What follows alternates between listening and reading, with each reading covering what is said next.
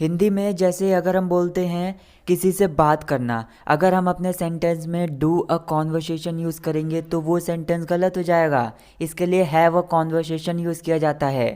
अगर हम बोलें कि गलती करना, डू मिस्टेक यहाँ पर बोल दिया तो ये गलत हो जाएगा। इसके लिए मेक मिस्टेक का यूज़ किया जाता है। जैसे सिंपली हम बोलते हैं किसी चीज़ को देखना तो लुक का यूज़ किया जाता है वहाँ पर। लेकिन अगर हम इसकी जगह हैव अ लुक बोलेंगे तो हमारा जो सेंटेंस होगा वो पहले से और भी ज़्यादा एडवांस्ड लगेगा। जैसे कोई पर्सन है, अगर वो किसी चीज़ को करने में निपुण है, वो अच्छे से कर पाता है। जैसे कोई पर्सन है वो पढ़ाने में अच्छा है तो आप बोलेंगे he is excellent at teaching. तो यहाँ पर नोटिस करने वाली बात यह है कि एक्सीलेंट के साथ एट का यूज़ किया जाता है। तो यस गाइस, आज के इस वीडियो में हम कॉलोकेशंस के बारे में बात करेंगे। कॉलोकेशंस होते क्या हैं? कॉलोकेशंस मतलब जैसे हम कोई वर्ड याद करते हैं तो उसके साथ में यूज़ होने वाला वर्ड भी अगर हम याद कर लें तो हमारी इंग्लिश में कोई गलती ही नहीं होगी और हमारी जो इंग्लिश होगी वो पहले से ज़्यादा एडवांस भी लगेगी। तो इनका ये फ़ायदा होता है। तो वीडियो को लास्ट तक देखते रहिए क्योंकि इस वीडियो में आप टोटल 25 कॉलोकेशन सीखने वाले हैं। साथ में इनके एक्सप्लेनेशन के बारे में बात करेंगे कि इनका यूज़ कैसे किया जाता है और जो सेंटेंसेस होंगे हमारी रियल लाइफ से रिलेटेड उनके बारे में बात करेंगे। तो वीडियो को लास्ट तक देखते रहिए, आप कुछ ना कुछ नया ज़रूर सीखेंगे। Stay with me, my name is Nick and let's get going. तो चलिए पहले हम बात कर लेते हैं हैव अ कॉन्वर्सेशन के बारे में। If you have a conversation with someone, इसका मतलब ये होता है आप उससे बात करते हो, मतलब अपनी फीलिंग्स को या फिर अपने थॉट्स को या फिर अपने आइडियाज़ को उसके सामने रखते हो, या फिर आप बोल सकते हैं कोई इन्फॉर्मेशन है वो एक दूसरे के साथ शेयर करते हो। तो यहाँ पर इसका यूज़ कर सकते हैं। जैसे अगर मैं एग्जांपल लूँ, I want to have a conversation with you, can we meet tomorrow, मतलब मैं तुम्हारे साथ बातचीत करना चाहता हूँ, क्या हम कल मिल सकते हैं। Next one is take a call. इसका मतलब होता है कोई आने वाली कॉल को उठाना, मतलब उसको रिसीव करना, फिर उससे बात करना कि किसकी कॉल थी। जैसे एग्जांपल है take this call, it may be something important, मतलब इस कॉल को उठा लो, ये कुछ ज़रूरी हो सकता है। Take this call, it may be something important. Next one is take a message. इसका मतलब होता है किसी और का मैसेज, किसी और का संदेश खुद ले लेना, मतलब जिसके लिए वो मैसेज था वो वहाँ पर अवेलेबल नहीं है, वो कहीं और गया है, तो उसका मैसेज अभी ले लेना, जब वो वापस आएगा तो उसको वो मैसेज मैं दे दूँगा। तो इस सेंस में इसका यूज़ किया जाता है। जैसे एग्जांपल है Manisha is not here, can I take her message, मतलब मनीषा यहाँ नहीं है, क्या मैं उसका मैसेज ले सकता हूँ ताकि जब वो वापस आएगी तो मैं उसको वो मैसेज दे दूँगा।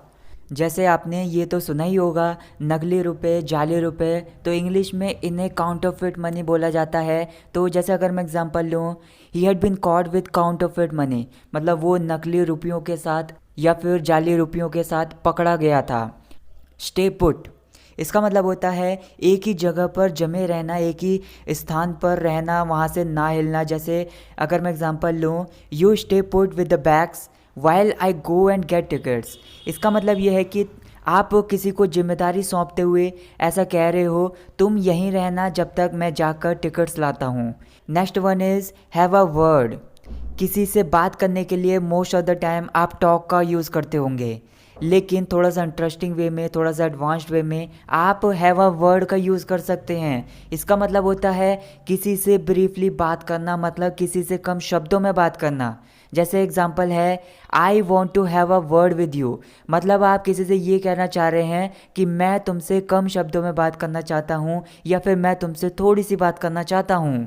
टेक अ टेस्ट, जैसे कहीं पर आप टेस्ट देने जाते हो तो वहाँ पर गिव अ टेस्ट का यूज़ नहीं किया जाता है, वहाँ पर टेक अ टेस्ट का यूज़ किया जाता है, क्योंकि आप उस टेस्ट को ले रहे हो, वहाँ पर बैठकर उसको पूरा कर रहे हो, इसीलिए वहाँ पर टेक अ टेस्ट का यूज़ किया जाता है। इसी के अपोजिट जैसे कोई एग्जामिनर आपको क्वेश्चन पेपर देता है तो वहाँ पर गिव अ टेस्ट का यूज़ किया जाता है। तो यहाँ पर जैसे एक एग्जांपल है इसका, I took a test in the class yesterday and scored well, मतलब मैंने कल कक्षा में टेस्ट दिया और मेरे अच्छे अंक आए या फिर मैंने अच्छे अंक प्राप्त किए। टेक अ लेसन का मतलब होता है किसी चीज़ के बारे में कुछ सीखना। जैसे एग्जांपल है I am going to take a teaching lesson tomorrow, इसका मतलब ये है कि मैं कल एक टीचिंग का लेसन लेने जा रहा हूँ, या फिर आप बोल सकते हैं कि पढ़ाया कैसे जाता है, मैं टीचिंग कल सीखने जा रहा हूँ। स्ट्रेट आफ्टर, इसका मतलब होता है ठीक तुरंत बाद। I have to attend another meeting straight after this one, इसका मतलब कि मुझे ठीक इसके बाद एक और मीटिंग में शामिल होना है। I have to attend another meeting straight after this one. अपने बालों को कटवाने के लिए आप हैव अ हेयर कट का यूज़ कर सकते हैं। इसका मतलब यही होता है कि बालों को कटवाना। जैसे एग्जांपल है, you look smart with short hair, have a hair cut. मतलब आप किसी से कह रहे हो कि तुम छोटे बालों में अच्छे दिखते हो या फिर छोटे बालों में स्मार्ट दिखते हो। हैव अ हेयर कट, अपने बालों को कटवा लो। आप नहाने के लिए हैव अ बाथ का यूज़ कर सकते हैं या फिर टेक अ बाथ का यूज़ कर सकते हैं, क्योंकि लोग अलग अलग तरीके से नहाते हैं। कोई बाल्टी से नहाता है, तो यहाँ पर हैव अ शावर का मतलब ये होता है कि बाथरूम में जो शावर होता है तो उसके नीचे खड़े होकर नहाना, ऊपर से जो फुहारे आते हैं तो उसमें नहाना, उसको बोला जाता है हैव अ शावर। तो जैसे एग्जांपल है, I am very sweaty after doing exercises, I am going to have a shower before having breakfast. मतलब मैं एक्सरसाइज करने के बाद बहुत ज़्यादा स्वेटी हो गया हूँ या फिर बहुत ज़्यादा पसीने से तर हो गया हूँ, तो नाश्ता करने से पहले मैं एक शावर लेने जा रहा हूँ। मतलब मैं शावर के नीचे खड़ा होकर नहाने जा रहा हूँ। फ्रॉम स्क्रैच, मतलब किसी चीज़ को एकदम शुरू से, मतलब जीरो लेवल से स्टार्ट करना। For example, I learn English from scratch in 3 months, मतलब 3 महीनों में मैंने इंग्लिश बिल्कुल शुरू से या फिर जीरो से सीखी। Next one is warm welcome, मतलब किसी पर्सन का उत्साह से या फिर जोश से भरा स्वागत। जैसे एग्जांपल है, he received warm welcome because of his generous behaviour and good nature, मतलब अपने अच्छे स्वभाव और दयालु व्यवहार की वजह से उसने वार्म वेलकम रिसीव किया। मतलब उसका जो स्वागत हुआ वो उत्साह से भरा हुआ था या फिर जोश से भरा हुआ था। ऑन पर्पस का मतलब होता है जानबूझकर। You made me cry on purpose, मतलब आपने मुझे जानबूझकर रुलाया। You made me cry on purpose. बहुत सारे ऐसे भी लोग होते हैं, किसी के मुंह से बदबू आती है या फिर किसी के मुंह से दुर्गंध आती है, तो उस बदबू को हम बैड ब्रेथ कहते हैं। जैसे अगर मैं एग्जांपल लूँ, you have got bad breath, मतलब आप उससे ये कहना चाह रहे हैं कि तुम्हारी मुंह में बदबू है या फिर दुर्गंध है। You have got bad breath. किसी चीज़ को देखने के लिए हम सिंपली लुक का यूज़ करते हैं, लेकिन इसको थोड़ा सा एडवांस बनाने के लिए हम हैव अ लुक बोल सकते हैं। इसका मतलब यही होता है किसी चीज़ को या फिर किसी पर्सन को देखना। For example, have a look at your kids what they are doing, मतलब अपने बच्चों को देखो वे क्या कर रहे हैं। Have a look at your kids what they are doing.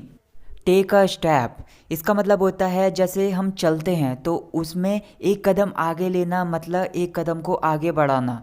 तो जैसे एग्जांपल है, if you take a step I will shoot you, मतलब अगर आप एक कदम आगे लोगे या फिर एक कदम आगे बढ़ाओगे तो मैं तुम्हें शूट कर दूंगा, मैं तुम्हें गोली मार दूंगा। फॉल इन लव का मतलब होता है अचानक से किसी पर्सन के लिए या फिर किसी चीज़ के लिए प्यार वाली फीलिंग्स आ जाना, मतलब उसकी तरफ अट्रैक्ट हो जाना। For example, they met and fell in love with each other, वे मिले और उन्हें एक दूसरे के साथ प्यार हो गया। They met and fell in love with each other. Next one is cry hysterically, इसका मतलब होता है कोई पर्सन है वो बहुत ज़्यादा रोता है, मतलब पागलों की तरह रोता है, अपने रोने पर वो कंट्रोल नहीं कर पाता है। तो हम ऐसे सेंस में बोल सकते हैं, जैसे अगर मैं एग्जांपल लूँ, why are you crying hysterically, मतलब आप उससे पूछ रहे हो कि तुम पागलों की तरह क्यों रो रहे हो या फिर तुम बहुत ज़्यादा क्यों रो रहे हो। Why are you crying hysterically. अगर कोई पर्सन है वो किसी चीज़ में बहुत ज़्यादा अच्छा है या फिर उसको बहुत अच्छी तरीके से कर सकता है, इसका मतलब ये है कि वो उस चीज़ में एक्सेलेंट है। तो हम इसको सेंटेंस में इस तरह से यूज़ करेंगे, एक्सेलेंट के साथ एट का यूज़ करेंगे। जैसे अगर मैं एग्जांपल लूँ, she is excellent at teaching, मतलब आप ये कहना चाह रहे हैं कि वो पढ़ाने में बहुत बढ़िया है या फिर वो पढ़ाने में बहुत अच्छी है। कैच समबडी लेटर, इसको बोलने का सेंस ये है कि जैसे हम किसी को गुड बाय बोल देते हैं, तो गुड बाय बोलने का ये एक तरीका है कि उससे कुछ टाइम बाद मिलेंगे या फिर उससे ये उम्मीद करते हैं कि कुछ टाइम बाद मिलेंगे। जैसे अगर मैं कहूँ, I'll catch you later, मतलब आप उससे ये कहना चाह रहे हैं कि मैं आपसे कुछ टाइम के बाद मिलूँगा। I'll catch you later. Get married to, मतलब किसी पर्सन के साथ शादी करना। Are you getting married to पूजा, मतलब क्या आप पूजा से शादी कर रहे हो।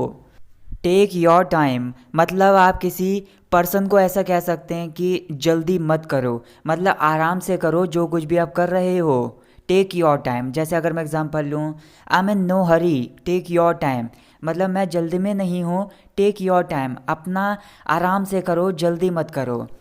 गो क्रेज़ी का मतलब होता है जब हम अपनी इमोशंस को या फिर अपनी फीलिंग्स को कंट्रोल नहीं कर पाते हैं तो अचानक से किसी बात को लेकर गुस्सा हो जाना या फिर अचानक से किसी बात को लेकर एक्साइटेड हो जाना, तो ऐसी सिचुएशन में इसे यूज़ कर सकते हैं। जैसे अगर मैं एग्जांपल लूँ, the crowd went crazy when cricketer hit six, मतलब जब क्रिकेटर ने छक्का मारा तो जो क्राउड थी, वहाँ की जो भीड़ थी, वो क्रेज़ी हो गई, मतलब अचानक से एक्साइटेड हो गई। So that's it guys for this video. Guys आपके लिए होमवर्क है, आपके सामने कुछ कोलोकेशंस हैं जैसे have a snooze, have a word, warm welcome, excellent at. तो गाइस इन सभी को मैंने इसी वीडियो में लिया है, तो मैं चाहता हूँ कि आप इनके ऊपर अपने एक एक सेंटेंसेस बनाकर मुझे कमेंट करके बताइए, इससे आपकी प्रैक्टिस भी हो जाएगी। और वीडियो को शेयर करना ना भूलें, वीडियो को लाइक करना ना भूलें। Thank you so much for watching this video. I will catch you in the next video. Take care.